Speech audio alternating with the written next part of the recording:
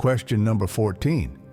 Is God a distinct being, or as some believe, the result of all the combined forces and intelligences of the universe?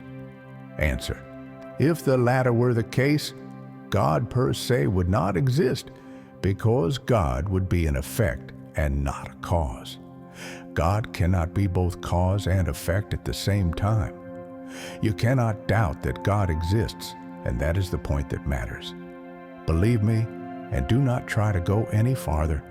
Do not get lost in a maze from which you will not be able to exit. Trying to go farther will not make you any better. Instead, it will probably just add to your pride by leading you to imagine that you understand something when you actually understand nothing at all. Therefore, put all theories aside regarding the matter. You have much more important things to be concerned about, beginning with yourselves. Study your own imperfections in order to get rid of them. That will be far more useful to you than trying to penetrate the impenetrable. Question number 15. What should we think of the opinion holding that all the bodies in nature, all the beings and globes in the universe are components of the divinity, and taken all together comprise the divinity itself, i.e., the pantheistic doctrine? Answer. Since humans are unable to make themselves God, they would like to at least be a part of God. Question number 16. Adherents of this theory claim that it demonstrates some of God's attributes. Since there are an infinite number of worlds, then God is infinite. Since a void or absolute nothingness is nowhere, then God is everywhere.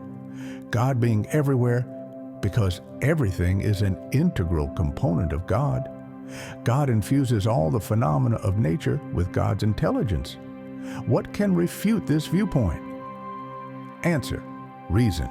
Reflect on it carefully, and you will have no difficulty in seeing how absurd it is.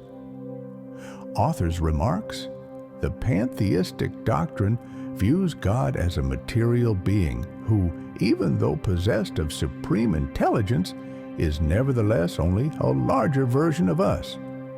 Furthermore, since matter is continually changing, then God would have no stability and would be subject to all the changes and all the needs of humanity. God would thus lack one of the essential attributes of the divinity, immutability. The properties of matter cannot be linked to the idea of God without impairing how we think about God, and all the subtleties of sophistry will never be able to solve the issue of God's innermost nature. We do not know all that God is, but we do know what God cannot fail to be. Pantheism contradicts the most essential divine properties by confusing the Creator with the creature.